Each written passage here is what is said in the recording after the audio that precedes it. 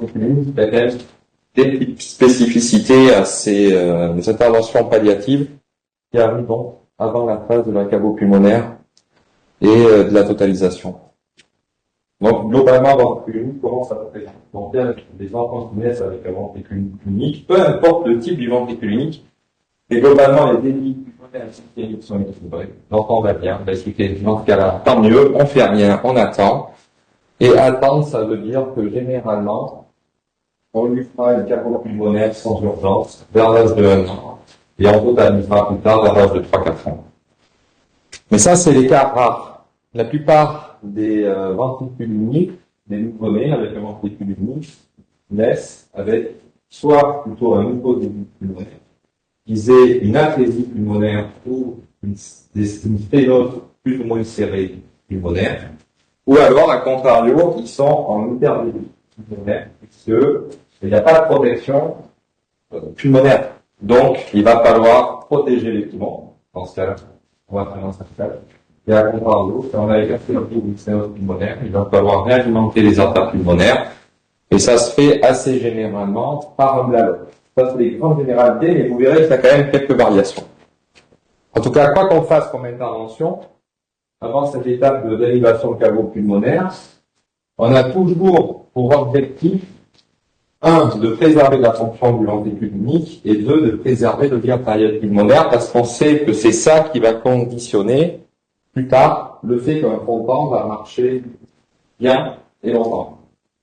Si on fait un fronton avec des artères pulmonaires qui sont abîmées, et ou avec une fonction du ventricule unique qui est altérée, on sait que le fronton va mal marcher d'emblée, que ça va se transformer en catastrophe, qui va nécessiter une transplantation. Donc l'idée, c'est de préserver au mieux le ventricule unique. Donc pour ça, c'est des grandes généralités, hein, c'est très important. On essaie de ne pas trop précharger le cœur. Donc si on fait des dialogues, par exemple, on essaie de pas le faire trop gros. Et on fait en sorte qu'il n'y ait pas de post-charge anormale. Par exemple, si on a un ventricule unique avec une coarctation, il faut traiter la coarctation. Sinon, le ventricule unique, il va se muscler pour lutter contre l'obstacle et c'est pas bon sur le long terme. D'autant qu'il a qu'un seul ventricule. Et pour les artères pulmonaires, il y a d'abord un but anatomique, hein, c'est que on va être obligé à plusieurs étapes de la vie du nouveau-né de faire des gestes sur ces artères pulmonaires, que ce soit un dialogue, un cerclage, un caveau pulmonaire. Ou plus tard, quand on a le tube extracardiaque, c'est quand même beaucoup de suture sur les artères pulmonaires, et potentiellement beaucoup de risques de les abîmer. Et enfin, on essaie de préserver les résistances pulmonaires. Évidemment, si on a un hyperdébit pulmonaire, par exemple, le meilleur moyen de préserver les résistances, c'est de faire un cerclage précocème. D'accord. Donc ça, c'est les grandes généralités, mais c'est très important de le garder en tête. Donc, quand on a un ventricule unique avec un obstacle pulmonaire, que ce soit une athésie ou une sténose, très généralement, la seule solution, c'est de réaliser un dialogue. Donc, le dialogue, ça, c'est les grandes généralités que vous avez eues pour la réalisation des dialogues. Et le reste, à peu près la même. On fait une sternotomie médiane, on met le blaloc, le petit tube en vortex, du côté de la veine cave supérieure. Pourquoi du côté de la veine cave supérieure? Parce que quand on va enlever notre blaloc pour faire notre caveau pulmonaire, eh bien, on va réutiliser la même incision que le blaloc. On va pas en créer une autre, bien évidemment. On essaie plutôt de les faire de petite taille pour éviter de surcharger le ventricule unique. Hein. Il y a un seul ventricule, donc c'est encore plus fragile qu'un cœur qui est en UV. Et on essaie de faire toujours l'anastomose de ce blaloc la plus centrale possible. Plus on fait périphérique, plus on prend un risque de sténose. Plus on se rapproche de la bifurcation, plus c'est gros, moins de risque de sténose. Et évidemment, on va supprimer le canal artériel, mais ça, c'est comme dans tous les blalocs. Pas de problème là-dessus. C'est simple, c'est un rappel. Mais quand on est dans le cadre d'un ventricule unique, il faut évidemment checker qu'il n'y ait pas d'obstacle post-capillaire. Donc ça va être, par exemple, quand on a une athésie mitrale, mais que la CIA soit large. Et si elle n'est pas large, eh bien à ce moment-là, il va falloir l'élargir, soit par cathétérisme, et si ça marche pas, on ira le faire lors de la chirurgie du blaloc. Et de même, vous le savez, il y a des ventricules uniques qui n'ont malheureusement pas qu'un ventricule unique. Je pense au cas des hétéropathies, c'est dans un certain nombre de cas associés à des RDPAT. Donc, si on a un ventricule unique et un RDPAT, il va falloir faire le dialogue et en même temps faire la cure chirurgicale de ce RDPAT qui, même s'il n'est pas obstructif initialement, on sait que la probabilité qu'il devienne avec la croissance de l'enfant est très très forte, donc il faut faire la cure chirurgicale. D'accord. Et ça, c'est spécifique au ventricule unique. Donc, les problèmes potentiels du Blalock, ils restent les mêmes, qu'on soit dans le cadre d'un ventricule unique ou dans un cadre plus général, donc je reviens pas là-dessus. Par contre, où il y a des problématiques spécifiques du Blalock dans le cadre du ventricule unique, c'est de faire toujours attention à ça dans un cas de surcharge du VU, donc le Blalock, le tube, le diamètre le plus adapté possible à la surface corporelle de l'enfant, avec cette idée générale de ne pas faire trop gros. Et quand on fait les anastomoses, c'est encore plus vrai dans ce domaine que dans les autres cardiopathies cyanogènes.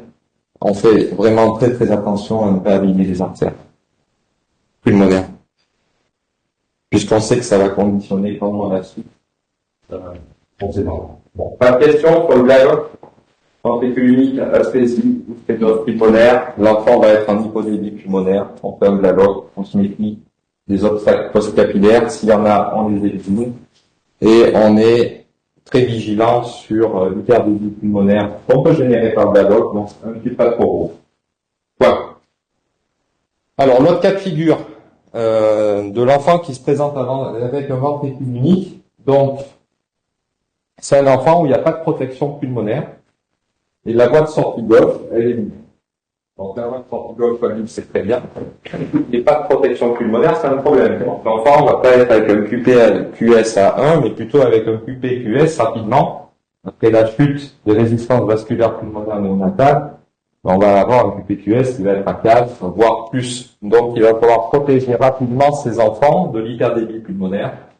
Et la seule solution pour faire ça, vous l'avez vu, dans notre cardiopathie plus générale, c'est de faire un cerclage. Donc le cerclage des artères pulmonaires, du tronc de l'artère pulmonaire, je dirais que c'est les mêmes principes généraux, en étant là encore peut-être encore plus méticuleux. On essaie de préserver au maximum la bifurcation pulmonaire et on essaie également de préserver la valve pulmonaire parce que vous verrez que il y a un certain nombre de cas où on peut être amené à utiliser cette valve pulmonaire dans le cas d'un ventricule unique, en réalisant par exemple un DAMUS plus tard si c'est nécessaire.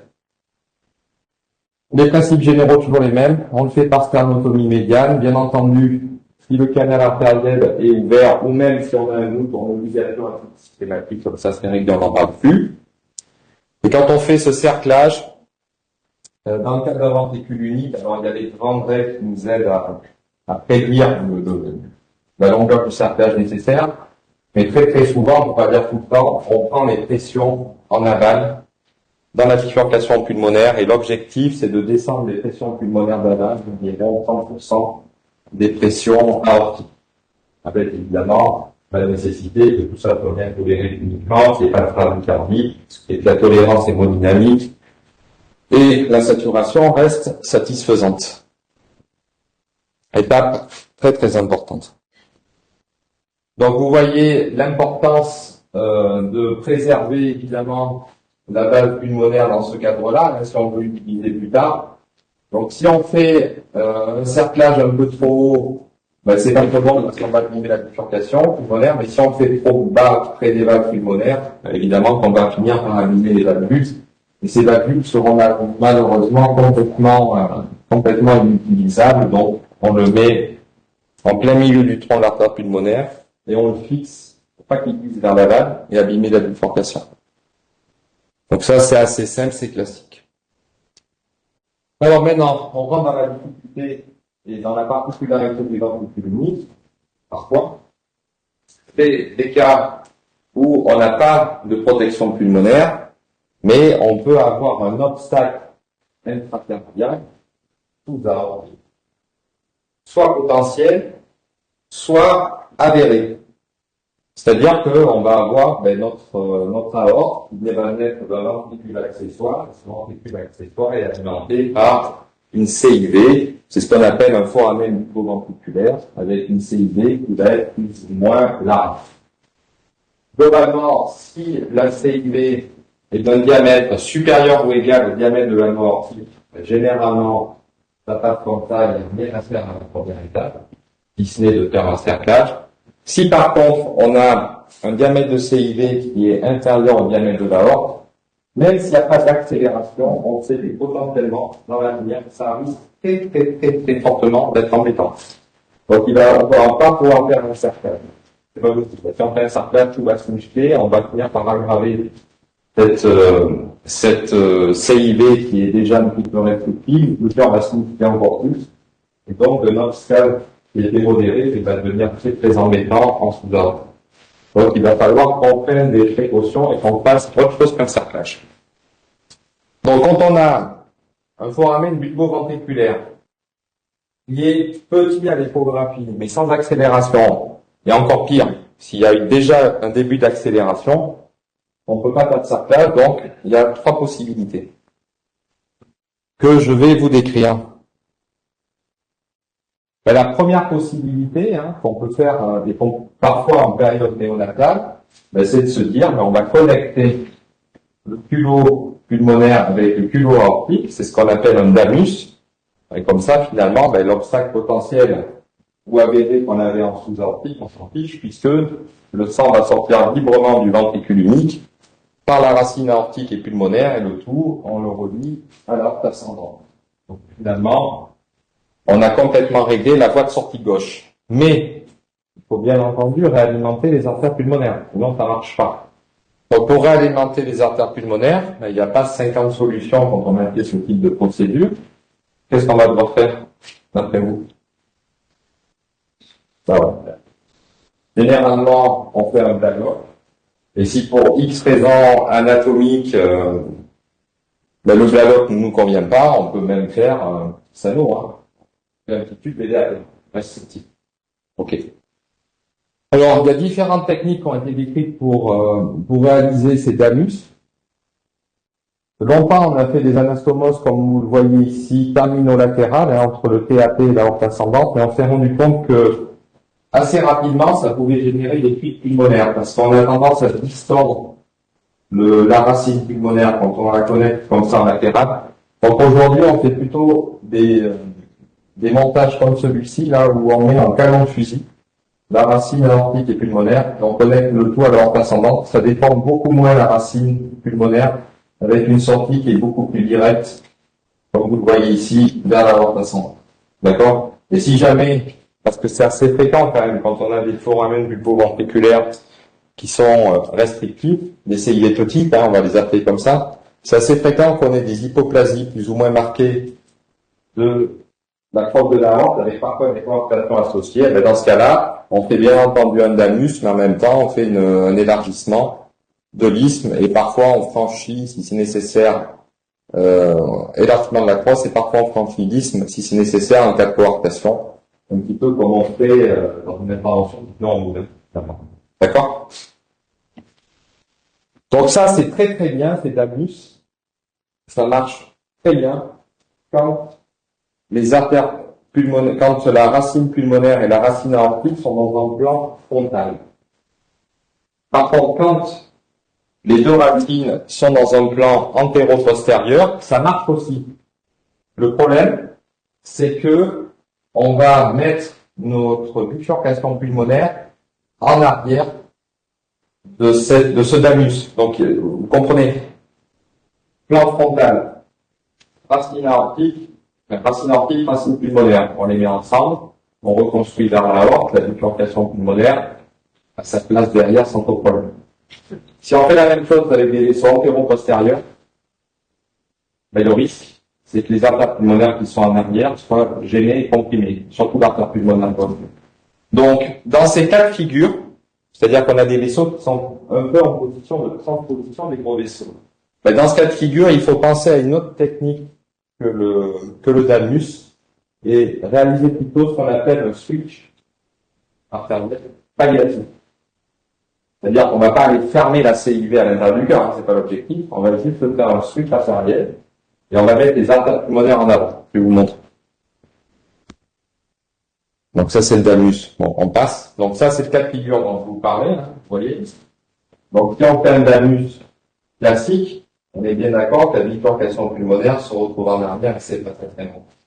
Donc ce qu'on fait plutôt, c'est ce type de montage. On fait un switch artériel et on met la bifurcation pulmonaire en avant Donc il y avait un obstacle intracardiaque par un foramen bucco-ventriculaire qui était plutôt restrictif, donc le flux vers les artères pulmonaires va être réduit, et si c'est pas suffisant, on peut rajouter un cerclage.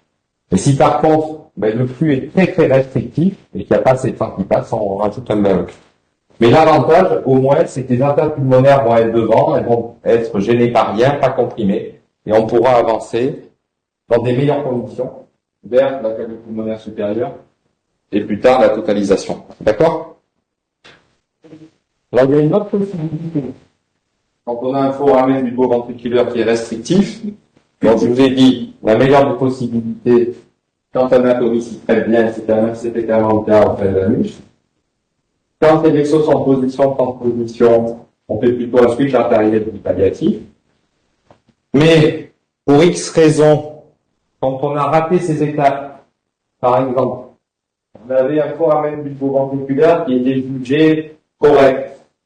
On fait un cerclage. Et finalement, on se retrouve à l'étape de la cavo-pulmonaire avec un cerclage qui a fonctionné et qui finalement a entraîné des remaniements intracardiaques. Ce foramen bucco-ventriculaire devient restrictif. Il faut faire quelque chose. Quelque chose, ça va être théoriquement de faire un anus plus une cavo-pulmonaire. Le problème, c'est que notre cerclage, on l'a fait abîmer la valve pulmonaire. Donc, on ne peut pas l'utiliser. Donc, dans ce cas-là, une des solutions proposées, qui est peut-être la plus intuitive, c'est de se dire, on va élargir la CIV qui est à l'intérieur du cœur pour faciliter le passage du ventricule unique vers l'aorte. Le problème de faire ça, il est évidemment au risque de BAV. Dès qu'on fait l'élargissement de CIV en intracardiaque, le risque principal, c'est le bloc auriculo-ventriculaire.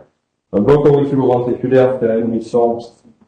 C'est un problème de manière générale quand on est en ventriculaire. Quand on est dans le cas d'un ventricule unique, le problème est encore majeur. Donc, c'est pas très bon comme option, même si on sait qu'il y a des zones où théoriquement on prend pas trop de risque de créer un BAV. Mais il y a beaucoup de théories, en pratique, il y a quand même un très fort risque de BAV. Et l'autre problème majeur qu'il y a, c'est que on va ouvrir ce ventricule accessoire, mais c'est quand même un ventricule accessoire qui est quasiment à pression systémique.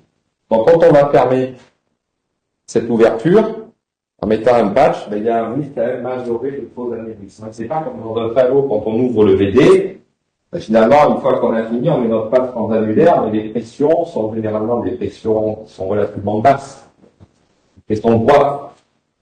Là, on est dans des pressions systémiques. Donc, il y a un risque majoré de complications, dont notamment le faux anévrisme. D'accord? Donc, on évite au maximum d'aller faire de l'élargissement de foramen bucco-ventriculaire, sauf quand c'est nécessaire et qu'on n'a pas d'autre solution. C'est du dernier recours, je dirais. Et puis, il y a ces formes, évidemment, de ventricule unique, dont on a déjà, je pense, un peu parlé. C'est les hypoplasies du cœur gauche. Donc, les hypoplasies du cœur gauche, on se retrouve assez souvent avec une atrésie aortique. Donc, ça veut dire qu'il n'y a pas de voie de sortie du VU pour alimenter la aorte. Et par contre, on a un myocarditis pulmonaire majeur parce que ça passe par la valve pulmonaire. Donc, les solutions, vous les connaissez, elles ont été déjà, je pense, assez discutées. C'est de réaliser l'intervention de type Norwood, qui veut dire 3 grandes étapes. La première, c'est de rétablir une voie de sortie du ventricule unique vers l'aorte qui est large non obstructive, que ce soit à l'étage aortique, donc il y avait une atrésie sans le règle en faisant un anus. Il y a très souvent une hypoplasie majeure de l'aorte ascendante de la crosse avec parfois des coarctations, donc on élargit tout ça avec le plus souvent un patch d'homogreffe. Donc la voie de sortie du ventricule unique vers l'aorte systémique, elle est libre. Parfait, on a réglé une partie du problème. Deuxième partie du problème, c'est de contrôler la post-charge. Il y a toujours plus ou moins des CIA qui sont parfois restrictives ou potentiellement restrictives. Donc, on fait une très large septectomie interatriale. Et le troisième point, bien entendu, c'est de réalimenter les artères pulmonaires. Et pour réalimenter les artères pulmonaires, vous le savez, il y a 2 possibilités. Soit on fait un dialogue, le plus central possible, le plus petit possible, toujours pareil dans le but de préserver le ventricule unique. Soit sinon, on va vers des interventions de type Norwood-Sano, où on met en place un tube restrictif entre le ventricule unique et les artères pulmonaires. Je ne reviens pas sur lequel est le meilleur ou le moins bon, c'est un débat qui est ouvert. Et juste la différence entre le DKS et le Norwood, c'est le fait de faire une plastique qui lâche. Le DAV musqué, c'est la mise en continuité des deux culots en oubli large. Dans le Norwood, on fait tout. Ok. Merci. C'est la même chose. Donc, on parle. J'ai une question qui me vient peut-être un peu triviale, mais pourquoi est-ce que dans les salons, parce que de toute manière on va les tirer à long terme, on ne fait pas relever? C'est une bonne question. Alors, si on pouvait, on est très malheureux.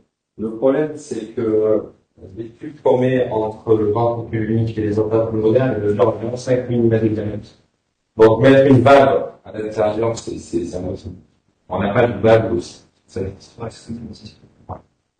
Et puis, le risque de mettre des valves petites, à l'époque où on en est une, ça serait que potentiellement, elle se dégénère relativement vite. Je pense au moins plus de points dessus. Et si c'est la qualité, on fait ça, bien sûr.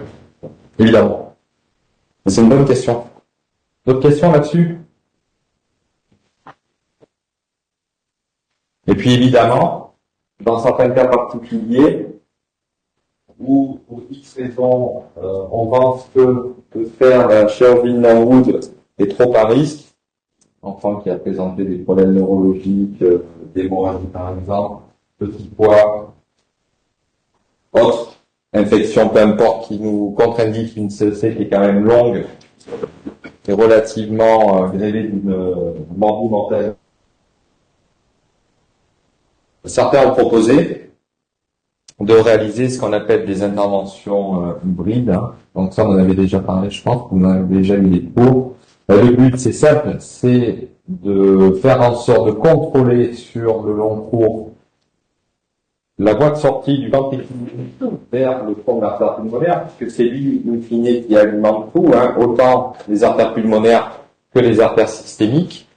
Mais l'alimentation des artères systémiques est dépendante finalement du canal artériel. Bon, l'idée, c'est de quand même de sevrer à un moment donné des ferments de la consigne, tout en faisant en sorte que le canal artériel reste large et perméable. Donc, un des moyens de faire ça, c'est de mettre en place un stent dans le canal artériel. Donc, si ça marche bien, on va dire que la voie de sortie systémique est maîtrisée. On arrête la prostine, c'est parfait. Mais, il faut maîtriser le débit pulmonaire.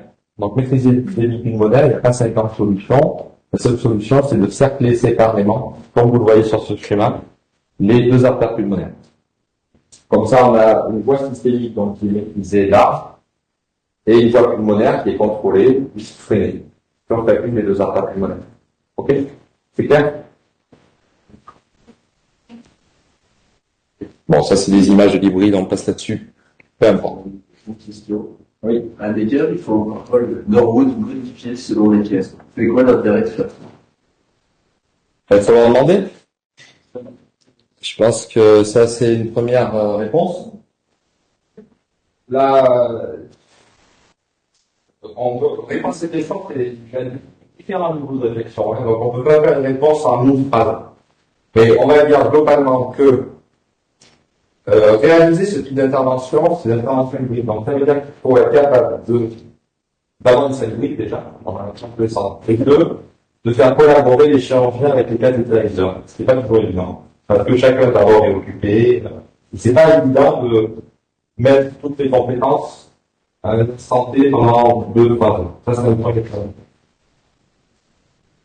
Ensuite, il a été décrit aussi que les stents nécessitent assez souvent des reboots avant d'aller à la deuxième étape. Reboot, ça veut dire des gestes thérapeutiques endovasculaires de régulation. Donc, pour ces deux raisons, laquelle prédomine, j'en sais rien, mais c'est souvent les deux raisons évoquées, certaines équipes, dont Necker, ont dit on va se passer du stent et on va en fait contrôler ce canal artériel en le remplaçant par une monogreffe fibulée, dont on a un calibre déterminé à l'avance, mais en général c'est 8 ou 9 mm. Et on sait que ça va être suffisant pour accompagner l'enfant au niveau systémique pendant plusieurs mois sans problème. Et puis on fera, une intervention qui sera quand même sous CEC. Sous CEC, parfois on est obligé de faire un cours en place de l'ordre. Donc, c'est pas une intervention unique. C'est pas les mêmes risques que de faire cette intervention, mais il y a des avantages potentiels, on se passe d'un step. Et peut-être aussi qu'on maîtrise un peu mieux quand on fait sous CEC, que ça peut être un peu plus moderne, mais au total, le gain potentiel d'un côté, il doit exister. Les inconvénients liés à l'utilisation de la CEC, etc., ça existe aussi. Donc, est-ce que c'est vraiment mieux de faire ça? On peut l'imaginer pour... ceux qui le font vont dire oui, ceux qui en font pas vont dire que c'est mieux de faire ça, mais on ne sait pas. Merci.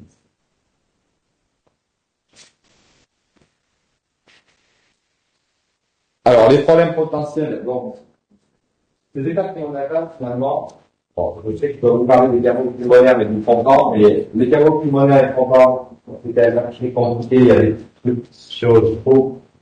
Mais ce qui compte, c'est d'emmener les nouveau-nés, nourrissons, à l'étape de la canaux pulmonaire supérieure dans le meilleur état possible. Donc, quand ils ont un ventricule unique. Et ce, quelle que soit la forme du ventricule unique, avec sténose-atrésie, ou alors sans protection, ou alors sans protection, mais avec des anomalies parfois intracardiaques potentiellement avec le sténose. Donc il faut vraiment les amener au mieux avec la canaux pulmonaire en ayant ces différentes étapes qui ont été faites le mieux possible. Si ça a bien marché, le reste suivant. Si ça a mal marché, malheureusement, le reste va être très très compliqué. Ça c'est sûr. Alors, il n'y a pas que la chirurgie qui détermine. Et la chirurgie, c'est la seule chose qu'on peut maîtriser. C'est ce que nous on fait. Et ça, c'est bien fait. Généralement, on est là-dessus. Sauf que, il y a la chirurgie qui est faite, mais il y a aussi l'enfant, le préféré. Il peut y avoir des fuites, des fuites, c'est pas forcément vrai, la chirurgie. Malheureusement, il y a des grands les hypoplasies du cœur gauche qui arrivent avec des fuites qui peuvent être du speed plus ou moins important. Bon, mais ça, c'est comme ça. Pas grand chose. Mais ceux qui arrivent, ils ont bien, si la chirurgie, pas il y a de problème. C'est pour ça que c'est très très important. Et donc il faut essayer de réguler, de régler tous ces problèmes qui peuvent exister, que ce soit en intracardiaque, donc c'est la CIA, donc les dysfonctions myocardiques, on essaie de les éviter si on fait par exemple une chirurgie de Norwood en ayant une cardioprotection la meilleure possible. Pour la voie pulmonaire, on en a déjà parlé, et la voie aortique aussi, on en a parlé, donc c'est très important de régler les problèmes quand ils se présentent. Donc les anastomoses cavo-pulmonaires. Alors, la plupart des nouveau-nés ont eu une première étape, pas tous, mais la première, très généralement, 95% ont eu une première intervention, cerclage ou galop. Ok. La deuxième étape, la cavo-pulmonaire partielle bidirectionnelle supérieure, c'est généralement vers l'âge de 6 mois. Est-ce qu'on doit faire un cathé avant de faire ce geste? Bon, la réponse c'est non. Le cathé n'est pas obligatoire.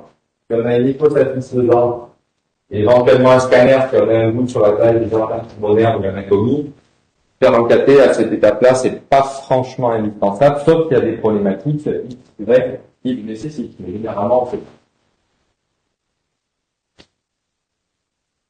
Alors, comment ça se présente la chirurgie? Bon, la chirurgie, je peux vous la décrire, mais elle n'est pas très compliquée. Hein. On déconnecte un blalox s'il en a eu un.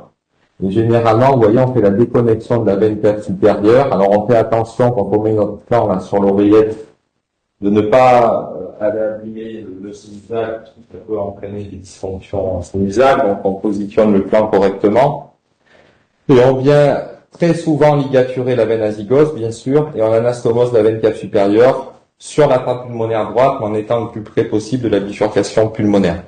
C'est des interventions, on y reviendra un peu plus loin, mais qu'on fait presque dans la majorité des cas sous circulation extracorporelle. On n'arrête pas le cœur, très généralement c'est pas nécessaire, et on le fait sous circulation extracorporelle, essentiellement dans le but de décomprimer la veine cave supérieure pendant un temps de campage et de l'anastomose. D'accord? Par contre, ce qui peut se passer, quand on fait ce geste de cavo pulmonaire supérieur, c'est qu'il peut y avoir des gestes associés à faire. Et s'il y a des gestes associés à faire, ben on les fait. Donc ça peut être par exemple, une valve, on en a parlé sur la base des fuites des hypogazes du cœur gauche, et ça peut être des fuites d'une ou des valves AV, si on a un CAV déséquilibré par exemple, qu'on va devoir traiter à l'étape de la cave pulmonaire parce que le nouveau-né a une fuite qui est jugée importante et que si on veut continuer à avancer, il va falloir faire par la cave pulmonaire, mais ça serait mieux que la valve fuit moins pour diminuer les pressions de remplissage et que la cave pulmonaire se trouve mieux et qu'on puisse avancer dans le fond. De même, si on a fait un diagnostic, comme on en a parlé un peu plus loin, d'un foramen bulbo-ventriculaire qui était jugé acceptable de devient spénosant, on va peut-être devoir réaliser un dialyse en même temps que la cave pulmonaire. Et si on a des artères pulmonaires qui malheureusement ont été abîmées, ou qu'il y a une sténose qui s'est développée, dans ce cas-là, on peut être amené à faire réaliser un patch d'élargissement de la bifurcation ou de l'une ou l'autre des artères pulmonaires. D'accord? Tout ça se fait sous CEC. Éventuellement, on clampe si évidemment on doit rentrer dans le cœur ou si on doit couper les gros vaisseaux. D'accord? Donc la cave pulmonaire supérieure, je vous ai dit pas mal de choses. Les risques potentiels de développement, ça je pense que Xavier en a parlé, donc je vais passer un peu vite. Quand on fait une cave pulmonaire supérieure droite bidirectionnelle, très généralement, en fin de procédure, on se retrouve avec des chiffres comme ça. C'est-à-dire qu'on a des PVC qui aussi dans le remplissage, évidemment. Et entre 12 et 14 mm de mercure, une saturation qui est plutôt à 80-85, une FiO2 à 30%. Et globalement, ça roule comme ça. Sauf que ça va pas pouvoir rouler comme ça tout le temps. Parce que si ça roulait comme ça tout le temps, à la limite, on les laisserait comme ça. Allez, à 85%, on vit correctement. Le problème, c'est qu'en grandissant, la saturation va progressivement diminuer. Pourquoi? Parce que vous savez que quand on est nouveau-né nourrisson, on a 60% de retour veineux système se fait avec la supérieure à 40% par la canne inférieure. Progressivement, en grandissant, ça va être annoncé. Donc forcément, le mélange de médecine et intracardiaque va augmenter et les enfants vont être plus désaturés. Donc, cet état, quand on est à 85%, avec cette table, on peut vivre comme ça. À 75%, ça devient plus compliqué. Donc, il va falloir qu'on réintervienne. Et la réintervention pour réaliser le content, la totalisation, ça va être, il n'y a pas de règle absolue. On y reviendra, mais généralement, dans les télévisions, on va dire, dans le taux, on fait ça vers l'âge de 3 ans et demi, avant que les enfants rentrent à l'école ou proche de rentrer à l'école. Voilà. C'est la règle. Il y a dans les pays occidentaux. Il y a quelques pays qui font plutôt comme le Japon. Certains pays asiatiques où la moyenne, pour quelle raison? Donc le niveau de prod est relativement faible. Vous savez que dans les cardiopathie congénitale, il y a beaucoup de règles que vous connaissez. Le niveau de prod est faible, parce qu'il n'y a pas beaucoup d'études puissantes qui nous permettent vraiment de consolider par des datas ce qu'on vous dit. Il y a beaucoup d'empirisme dans la cardiopathie congénitale. Donc une cave pulmonaire, c'est généralement que d'un côté. Et il y a un certain nombre de caves où on a 2 mètres carrés supérieurs, évidemment, qu'il faut réimplanter les 2 caves si on a 2 caves. Ça, c'est évident. Bon, j'avais mis cette phrase que parfois on peut le faire sans CEC. Oui, c'est vrai. Alors, ça dépend des conditions. Si on va opérer dans certains pays en développement et que c'est parfois plus utile de mettre une CEC parce que la maîtrise de la CEC est faible, parfois on peut être amené à faire une cave pulmonaire sans CEC. Mais il faut le faire assez rapidement, c'est sûr. Et c'est pas des choses qu'on peut vraiment préconiser. Mais parfois, ça doit être de façon. Donc, généralement, une CEC pour décomprimer la ventricule supérieure. Le seul cas de figure où on peut se permettre de permettre une CEC, c'est finalement quand on a 2 ventricules. Puisque quand on va camper la ventricule supérieure en droite, on va dire quand même une bonne partie pour l'ensemble du rebond veineux. On va dire du cerveau se fait par l'aucun. C'est ça. Quand on va camper la cave pour l'implanter sur la pulmonaire, mais l'autre, déjà, vous avez du moment, on va réimplanter. Donc, dans le cas de figure, on peut se passer de CEC. Sauf que, en pratique, quand on a 2 cas à réimplanter, en fait, assez souvent, quand on est obligé quand même de luxer un peu le cœur, de couper un peu le cœur pour les atteintes pulmonaires, c'est pas très bien toléré. Donc, assez régulièrement, on se retrouve à mettre en place une CEC, non pas pour décharger les câbles, mais pour décharger le cœur. Et ça nous aide grandement à la chirurgie. Donc, on met juste une pièce dans l'oreillette, une pièce dans la horte. On s'en est tranquille. Alors que normalement, quand on fait une CEC pour une câble pulmonaire supérieure, on met une canule dans la tête supérieure, une canule dans l'oreillette et une canule dans la tête. Quand on a deux câbles, c'est pas la peine de mettre une canule dans une ou deux câbles. D'autant souvent, quand on a deux câbles, les diamètres de chacune d'elles est plus petit que si on avait qu'une seule câble. Donc on évite d'aller mettre des canules un peu abîmées.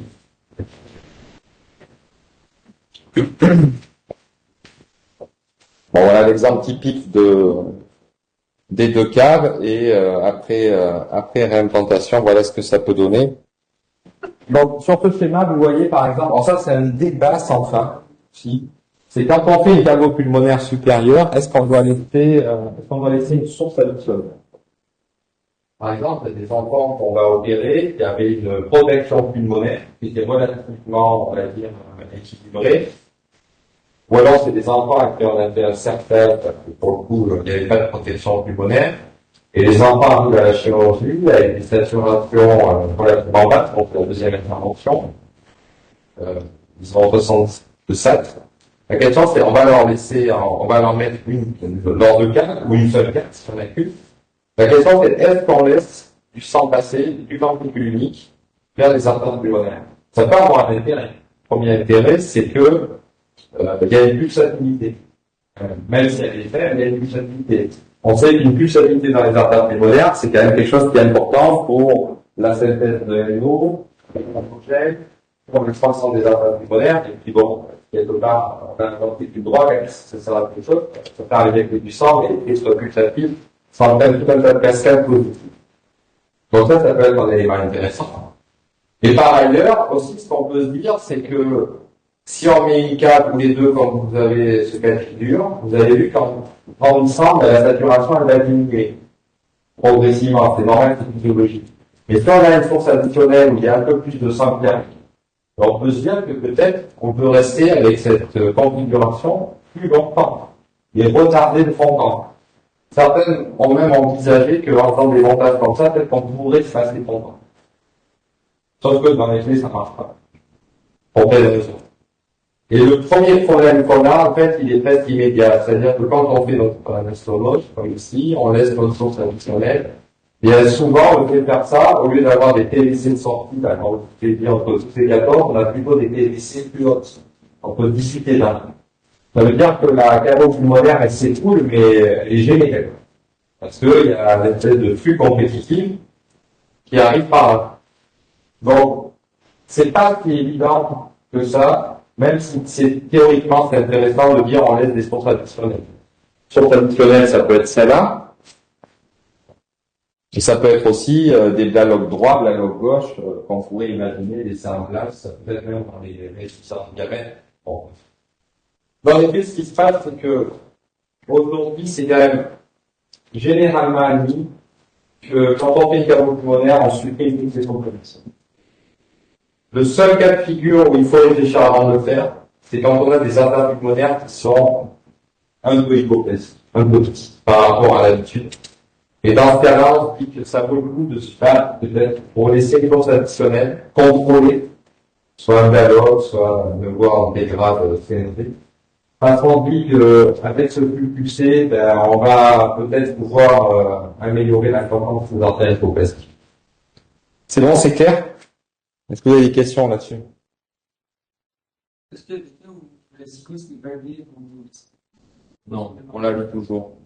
On la lit toujours parce que quand on fait des cavos pulmonaires supérieurs, immédiatement, on se retrouve avec des TVC qui sont plus élevés que la norme. Enfin, c'est impossible de faire autrement. Le fait que ce soit plus élevé que la norme, ça va favoriser le développement des piles collatérales veineuses entre la partie supérieure du corps et l'intérieur. Donc ça fait des fistules véno-veineuses. Si on laisse la gosse, franchement, là, on laisse une porte ouverte pour développer une énorme fistule véno-veineuse. Donc on a plutôt tendance à... Ok.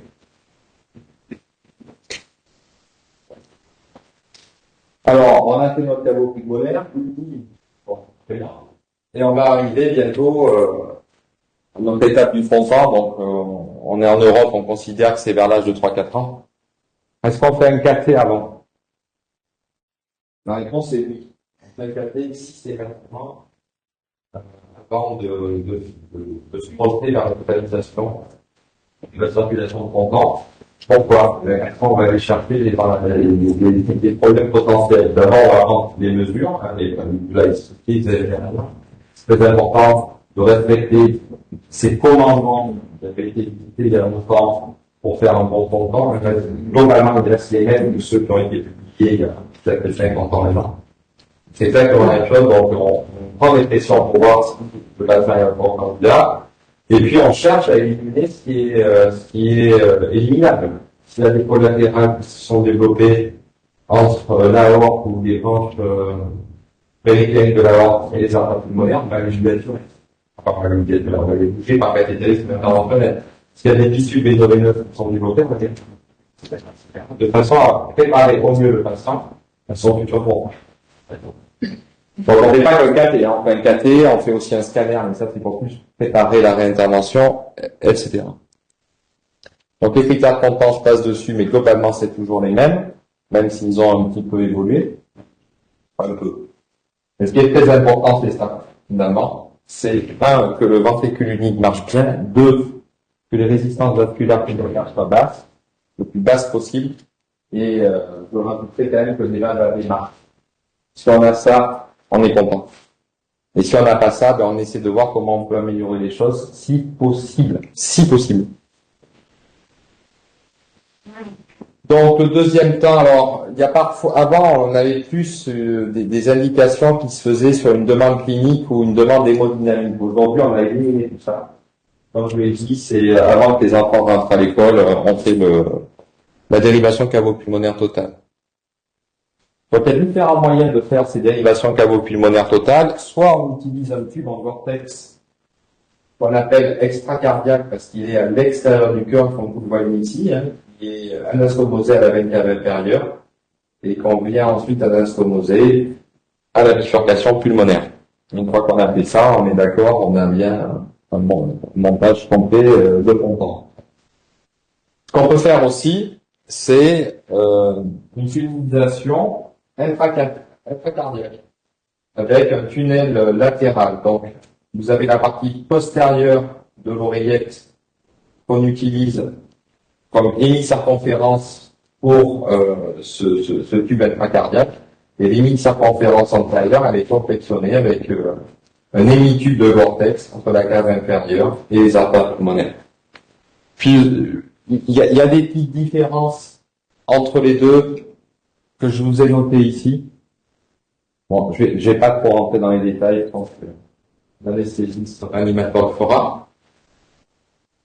Globalement, ce qu'il faut retenir, c'est que en Europe, on fait exclusivement ce type de montage, des tubes extracardiaques. Aux États-Unis, c'est un peu plus limité. Il y a de l'extracardiaque, mais il y a quand même beaucoup plus qu'en Europe des tunnelisations latérales. Il y a des questions d'habitude, d'épaule, etc. Quel est le meilleur, honnêtement? Je pense qu'il n'y a pas de réponse à tout ça, aujourd'hui encore. D'accord. Alors, une vraie question, c'est que quand on fait ces tunnelisations, est-ce qu'il faut laisser une sorte de soupape entre le tube extracardiaque et l'oreillette unique? Une fois si on met pas de soupape, une fois qu'on a fini l'intervention, donc, on imagine en préopératoire qu'on a à peu près une PVC aux alentours de 12-13. Une fois qu'on va avoir monté fini notre montage, on est en pleine CEC. Le cœur marque, il a toujours été un petit peu abîmé. C'est souvent des patients qui sont quand même polytransfusés. Et aussi parce que on force quand même l'ensemble du retour veineux systémique vers les artères pulmonaires. Et je vous rappelle pas qu'il n'y a pas d'entreprise qui pousse. Donc, assez généralement, en post-opératoire, on se retrouve avec des PVC dans le montage qui sont augmentés. Ça, c'est impossible que ce soit autrement. Avec des fils qui varient, mais qui sont rarement en dessous de 15-16 mm de mercure. Donc, un des moyens qui a été trouvé pour essentiellement favoriser les suites post-opératoires, c'est de créer une décharge contrôlée entre le tube extracardiaque et l'oreillette. Si on a des pressions en millimètres de mercure dans le tube qui sont entre 16 et 18, la pression dans l'oreillette unique, elle est plutôt basse, entre 7, 8, 9 millimètres de mercure. Donc si on crée une petite décharge, eh bien ça va permettre au sang bleu désaturé câble de passer dans l'oreillette unique. Et donc, si on fait cette décharge, la PVC dans le montage va diminuer. Par contre, ça va se faire au détriment d'une montée des pressions dans l'oreillette unique. On est d'accord avec ça, rien de très très compliqué. Le fait de faire ça, en fait, on a montré plusieurs choses, et ça, je pense, c'est la seule étude qui a été menée en chirurgie cardiaque pédiatrique, en résultat, qui est randomisée. Il y a tous les domaines qu'on peut prendre, il y en a quelques-uns, il y en a aucune autre, c'est la seule. Et cette étude qui est quand même randomisée, donc c'est un peu de puissance, quand même, elle montre que quand on fait une fenestration, on améliore les suites post-opératoires, on diminue les épanchements pleuraux, on réduit la durée d'hospitalisation et on améliore les débits cardiaques. Donc ça c'est normal puisque le fait de faire cette décharge, finalement on précharge mieux l'oreillette unique et donc on favorise le débit systémique. Donc l'idée de dire qu'on fait un fond de temps sans faire de fenestration, bien sûr c'est possible de le faire, mais ça va complètement à contre-courant de ce qui a été publié et démontré dans la seule étude randomisée de la chirurgie cardiaque. Tous les fonds doivent être fenestrés. Jusqu'à ce qu'on puisse démontrer le contraire, ça va être compliqué. Bon, mais bon, on va essayer. D'accord. Et des questions là-dessus?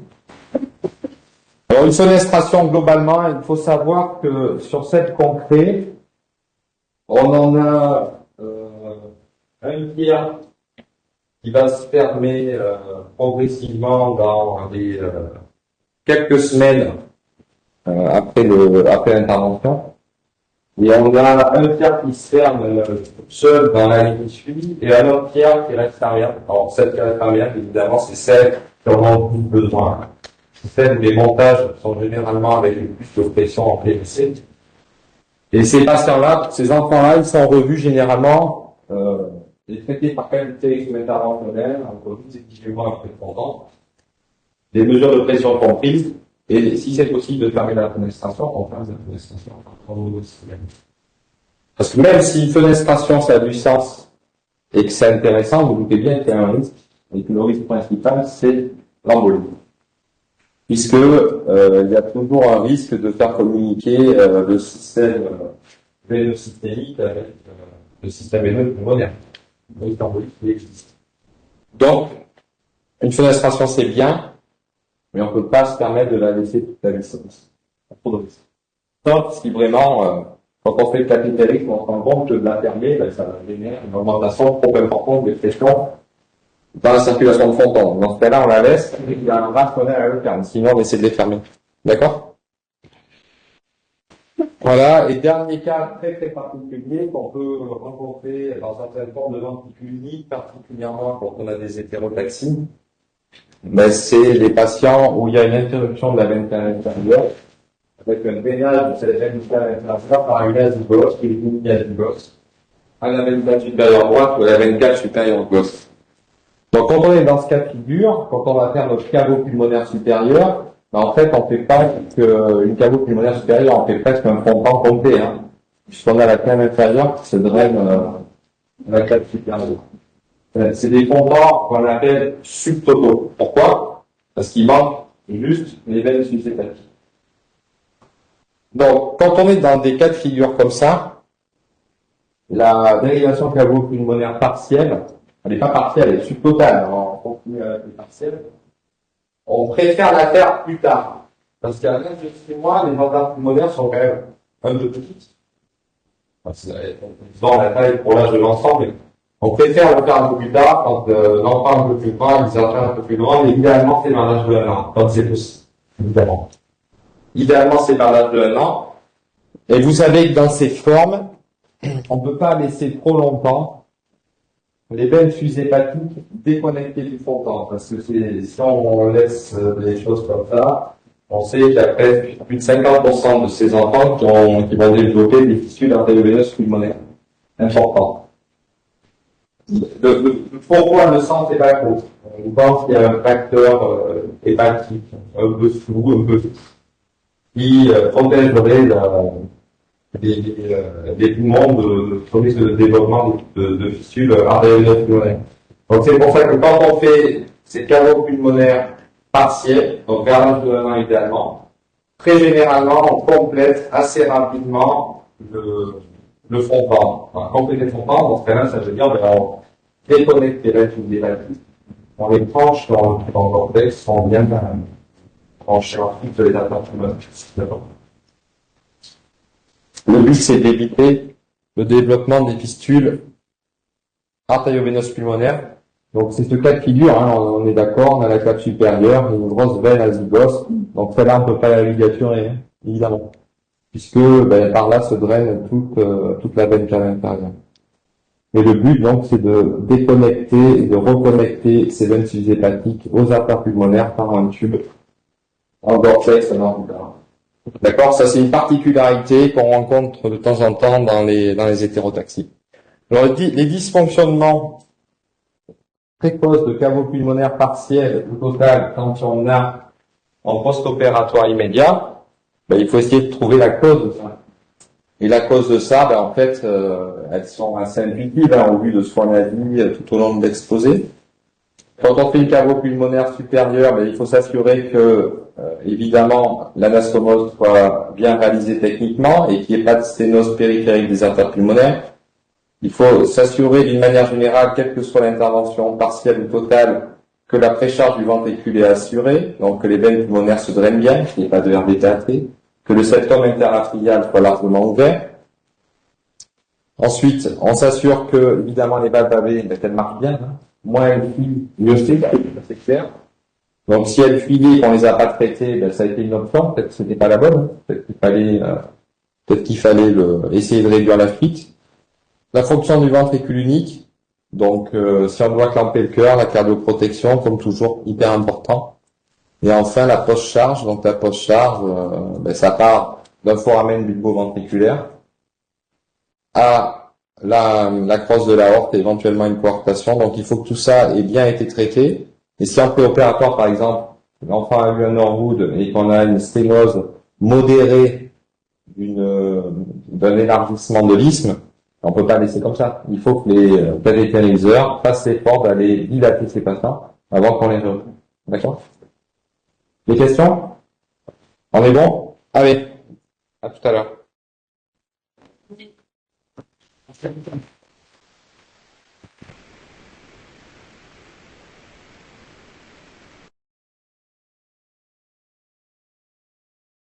Non?